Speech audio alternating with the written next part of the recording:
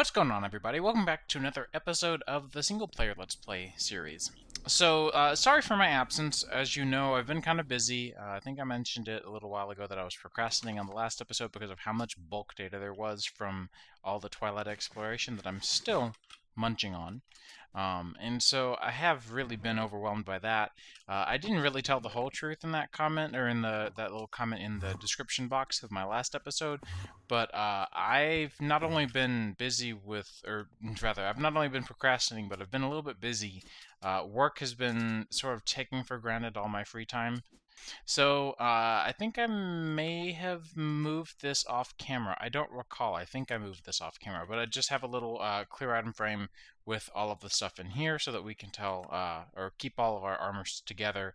That way I can easily go through and parse out which ones we still have left, because I think there's one left, I think, for the armory. But today's agenda is going to be fun. We're going to get into Botania, finally. I have put off Botania longer than I usually put it off for. And honestly, that's a surprise to me, too. I usually get into Botania pretty quickly, but I don't know why. I just haven't really been in the mood to. So taking a look, we're generating a lot of grid power, and I don't really know how I want to get started with our beginning power, or rather mana generation from Botania, because there are a lot of options. But I guess we can make sure to take a look here at the Akashic Tome and look into Botania. And you can see I literally haven't even opened this up. So I've done absolutely nothing with this in this one before, or in this Let's Play. I have obviously gotten into it many a times. It's a fantastic mod. I don't know why, but I think I may have gotten a little bit magicked out with all of the 1.89 and 1.10 magic stuff, that I kind of really was tired of magic mods, wanted to get into a lot of high-tech stuff because a lot of new stuff was coming to the scene, like thermal expansion and Ender IO. And now that that is come and gone, I've gotten my fair share of entertainment out of it, as you can see. With the many factories we've made, I think I'm ready to get into some more magic again. So we're going to probably take all of this Botania stuff and some other stuff as well. How many? Good. I'm going to take some bones as well, because bone meal will be useful. And then do I happen to keep a pair of shears? Oh yeah, I've got the dark shears. That works. That's fine. The reason is that, if you weren't aware, you can actually use bone meal, and you can place the mystical petals down, which you craft literally just like this. It's one of these gives you 2 mystical cyan petals, and then you can put down that petal on the ground, apply bone meal. Oh yeah, I get extra too. And then you can shear it to get the tall mystical cyan flower in your inventory, and this applies for all, of course, and then you'll get 4. So what I'm going to do real quick is run out and grab all the colors of petal, so that when I run over to making something in probably the Twilight Forest is where I'm thinking of setting up all the Botania stuff, because I feel like I want to try to keep some of the new magic stuff there. Alright, and with that, that is the last one that I have here to get. Yellow was the only color I could not find, which was very difficult to find because there were so many different yellow flowers. But this will get us the last that we need, completing our beautiful rainbow and our beautiful blur of non-rainbow colors. Alright, and so now that we have gotten started with our supply here, there are a couple of things. I want to go ahead and get this pseudo-automated.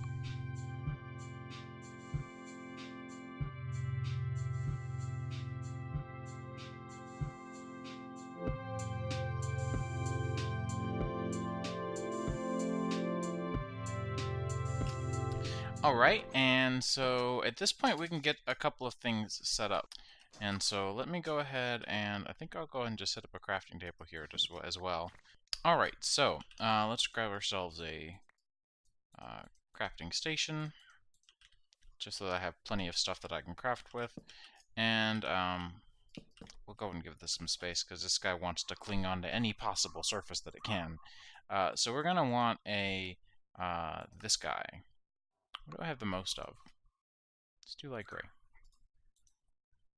So we can go ahead and automate the petal apothecary. This one is one of the easier ones to automate for sure.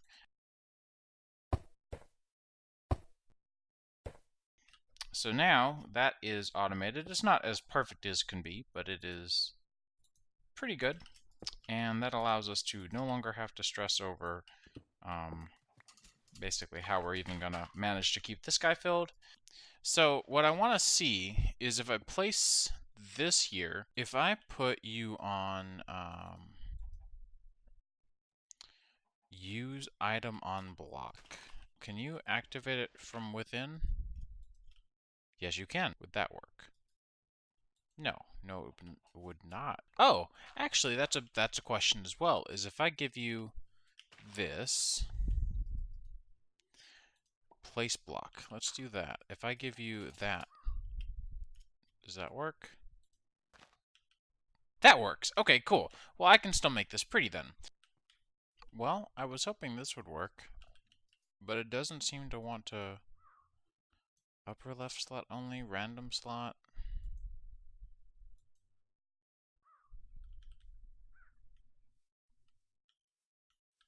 Redstone pulse is also important to me. The question is I know I've done this before. I just don't know what I've managed to break here, I guess. I don't know, I'm just confused. Like, I swore that I had use item, generic click.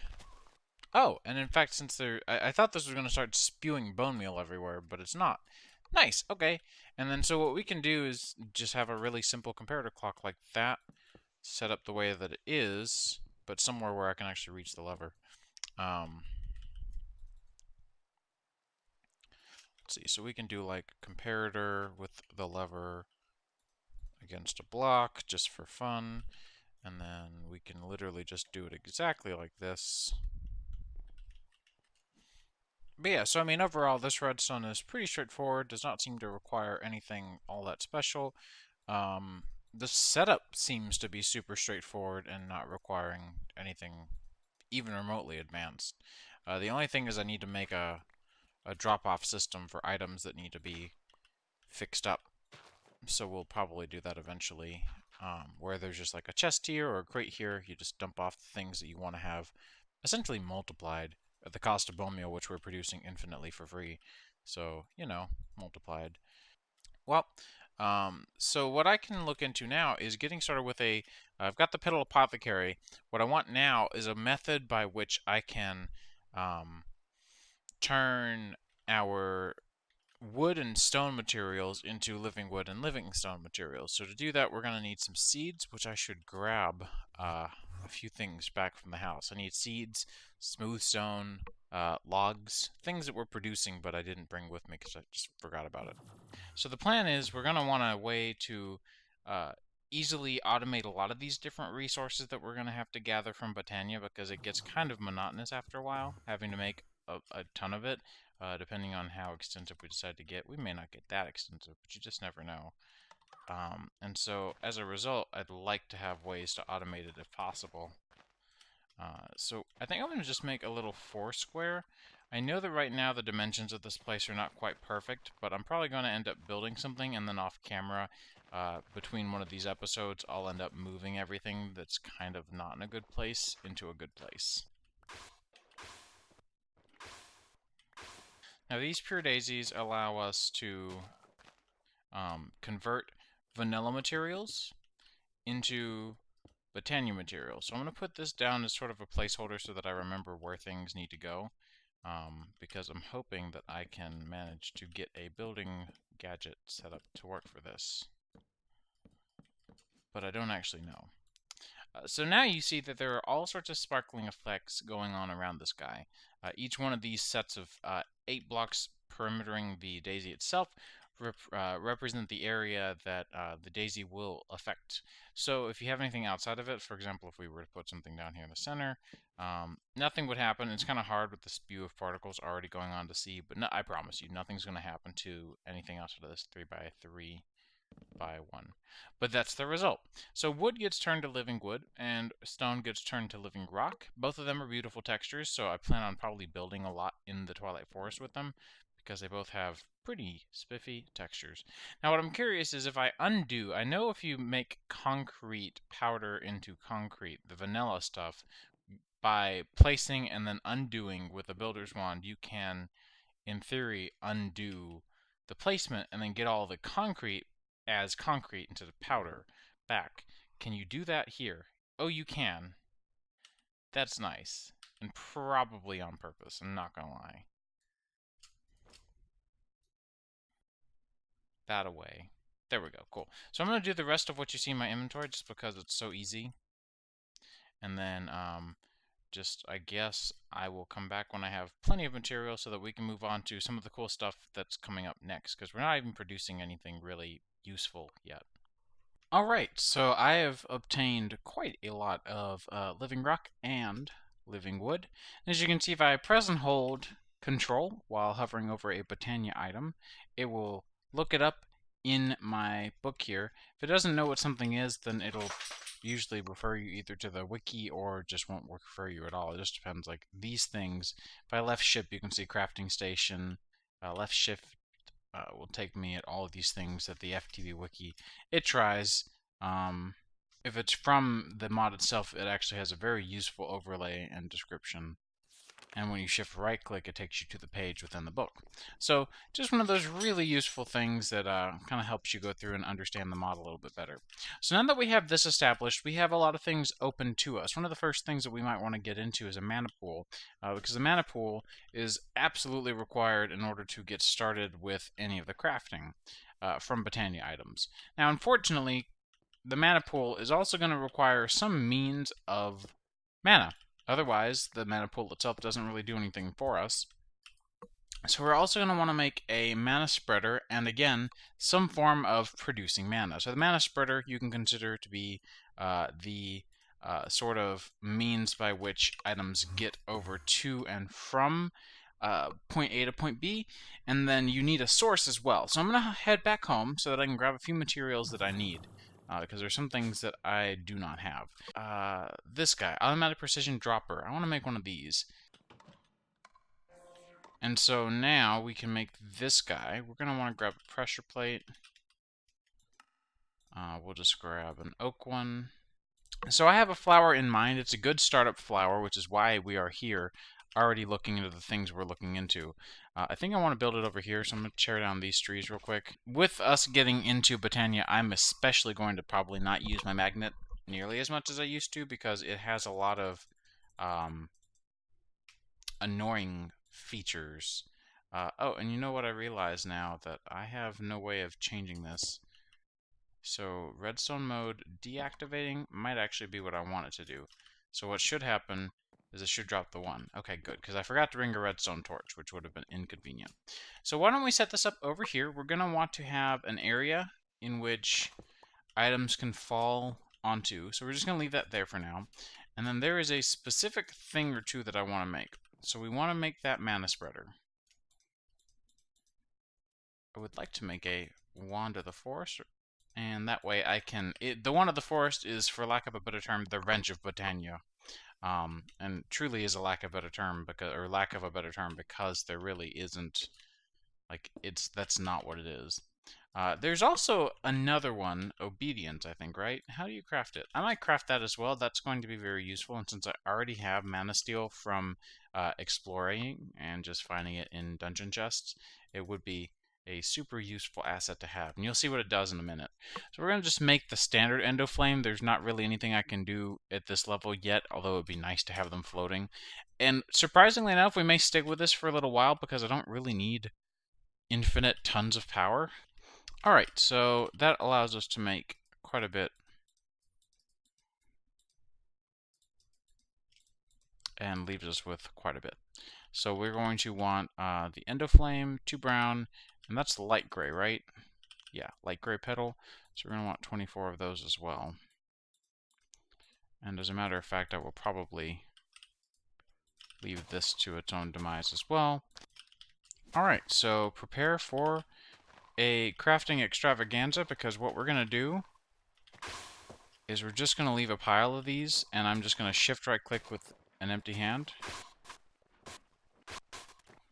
See, this is why this is so useful. I don't have to worry with any of the other stuff. Like, it just works. Alright, so that gets us a few more of these.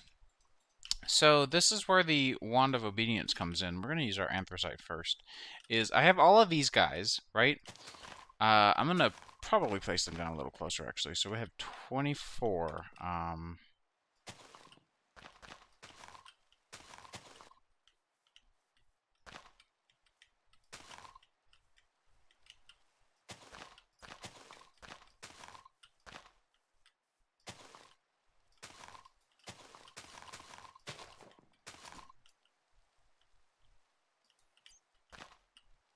I guess that works.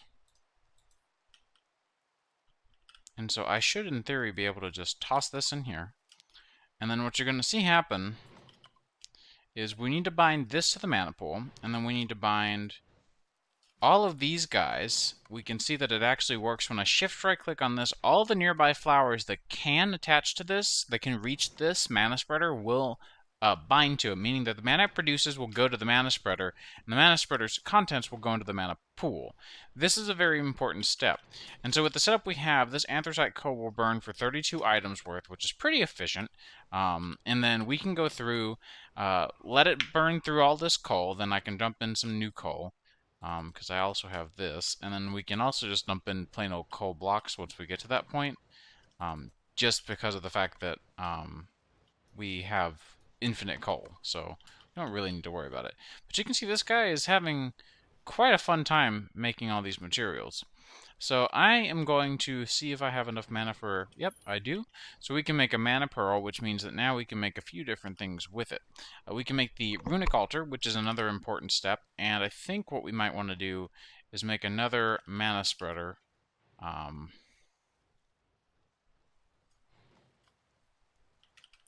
And then with that we can go through with the rune of, or go through with the runic altar and start looking into some of the runes that we might want to make. Probably not going to get into it too much this episode, but definitely want to have it available to us once we want to get into it. So, heck, that could have been a perfect alignment, but whatever. That's fine. In line with that. And so actually, the closer these are, the better. So we may want it to be this close. You can see all these are burning now. We have plenty of... Oh, no. No? What is the... There's a way to make it... there's a way to make it drop it all back. I just don't remember what it was. But yeah, so for now... another thing. I can combine this with the morphing tool. So now the morphing tool works exactly how you'd want it to. So yeah, basically for now, this at least leaves us with a little bit of semi-automated Botania. Not super automated. I'm trying not to, like, totally overdo it, but definitely semi-automated. So I'm going to get a little bit of work done on getting stuff built and see what we can do, because I want to see how far we can get with Botania and how quickly we can do so. So I don't usually do this, but I'm in a creative test world also in the Twilight Forest so that I get all the right, like, atmosphere and stuff. And I've mostly cleared out a decent-sized area that somewhat represents the way we've got things set up now. And so what I kind of wanted to sit down and do was, for the rest of this episode, take a minute to sort of design out something relatively reasonable that would work out for us for this setup here with our build. So there are a couple of variants of the living rock that are very cool and I think they're very aesthetically pleasing. I'm also thinking a form of glass would be nice that would maybe be a light gray.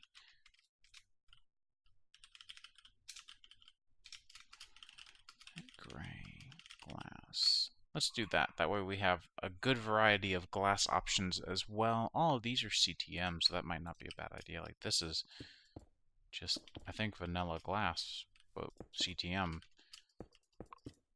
which looks great, so we might keep an eye on that as well, just because it'll help with the color palette here of, like, having a glass here. It's going to break that up a little bit. So why don't we get started with a design? I have an idea for one, but I don't have it fully fleshed out, so I kind of want to build it up. So it'd be about 16 blocks tall. We can make it out, let's see, 1, 2, 3, 4, 5, 6, 7, 8. Heck. The idea is we'd have a round pedestal around here. Maybe this is too big. This is too big for testing. We'll make it a little bit smaller. So we'll make it like 5 by 5. That's fine. 1, 2, 3, 4, 5.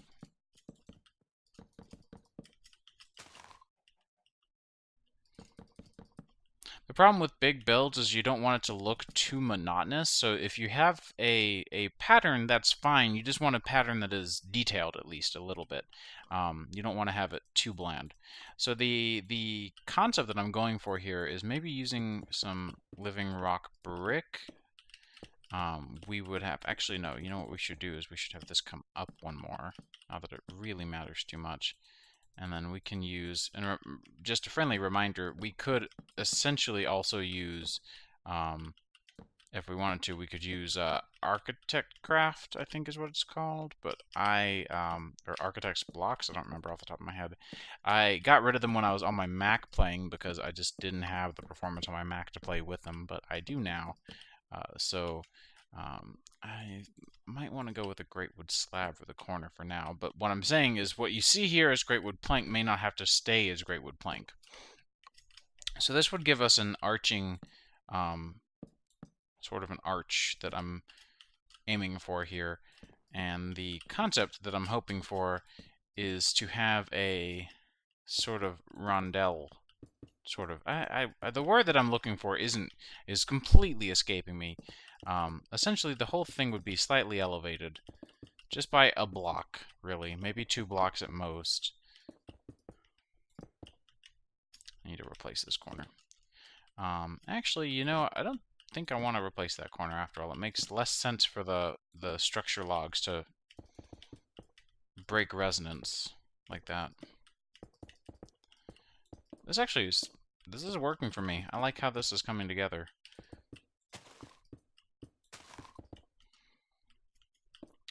Because you can still see the difference here. This half of a log that you can visibly see is actually making quite a big difference.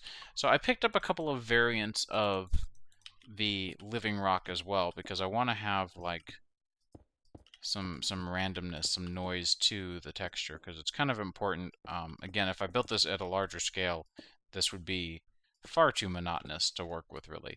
So see, that breaks it up a little bit, but you still have the same color palette, so it really helps bring it all together at the same time.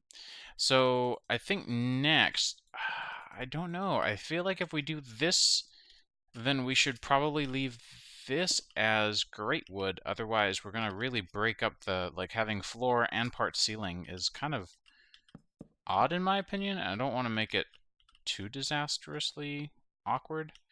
So then I'm assuming the curvature of our build would then look something like this. But I do want to elongate it where I can. Just for this, maybe I don't. Maybe I don't. See, and I always feel like this is just, I don't know, this is just isn't quite what I was wanting. It's a little bit too perfect, for lack of a better term. Let's try stairs out. Let's do stairs, that way we can have corners as slabs, because this break here is what I'm actually kind of happy with, is kind of the problem. Actually, this is another part of the problem, is that I want this hierarchy here to kind of maintain this up a block here, but then not in the corners. That may have been what I was really bothered by. Although I'm not certain. Because let's see, that step, we're here. So I could use stairs, but I feel like it would almost be odd. Yeah, that's just not natural. Oh, you don't support Cleto slabs. Shame.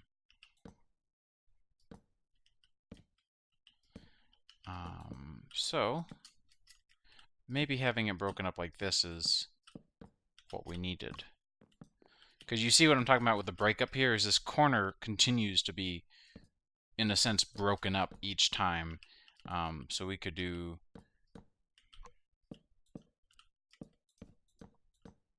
don't know why I built that like that.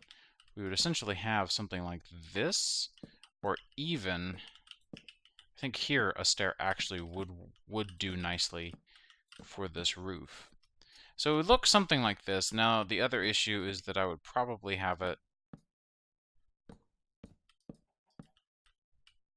coming out like that. Did I do up? I should probably do flat there as well, huh?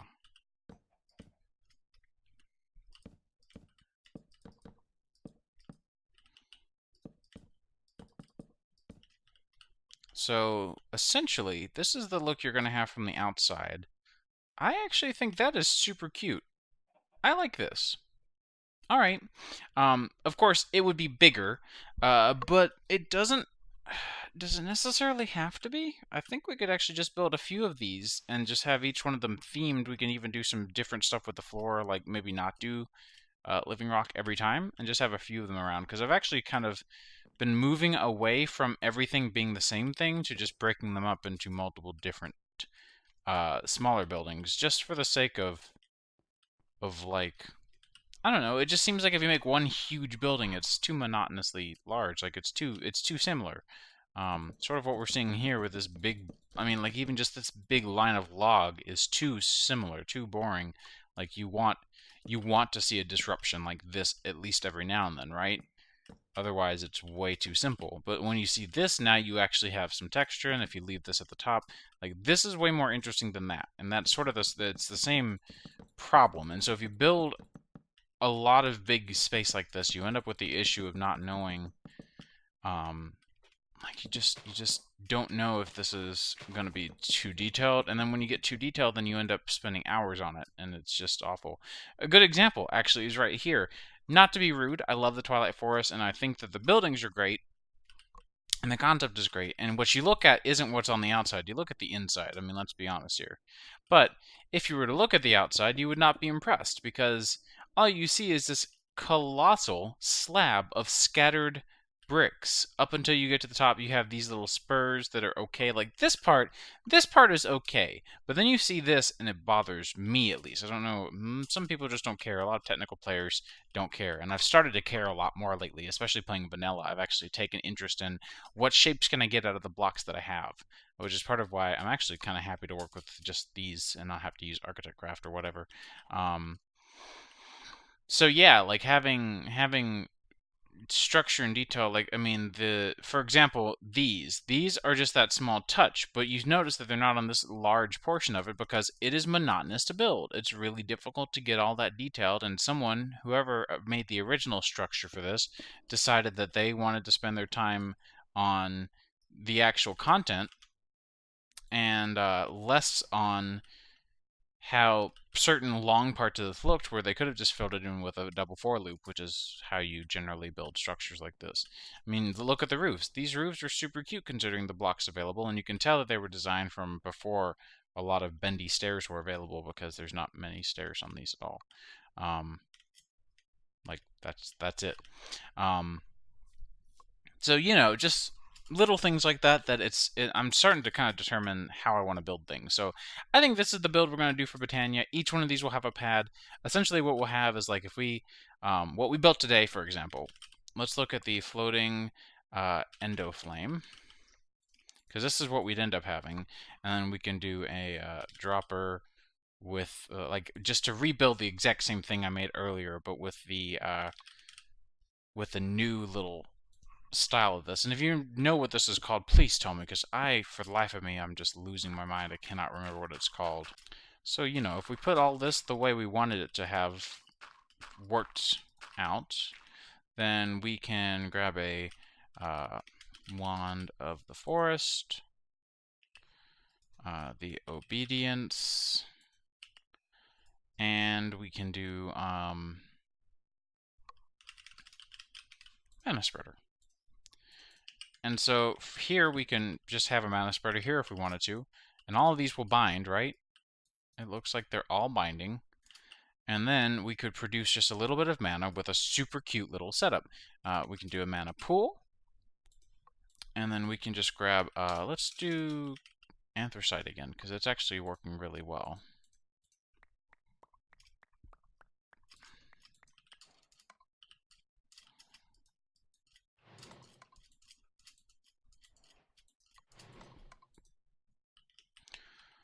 So then this is all building into this guy. You can see it's almost full already. And then in theory, like we could... Ideally, you don't want to have mana go a long distance, but we don't have to build these a long distance away. We can leave 1, 2, 3, 4, 5 blocks, and then start building another one.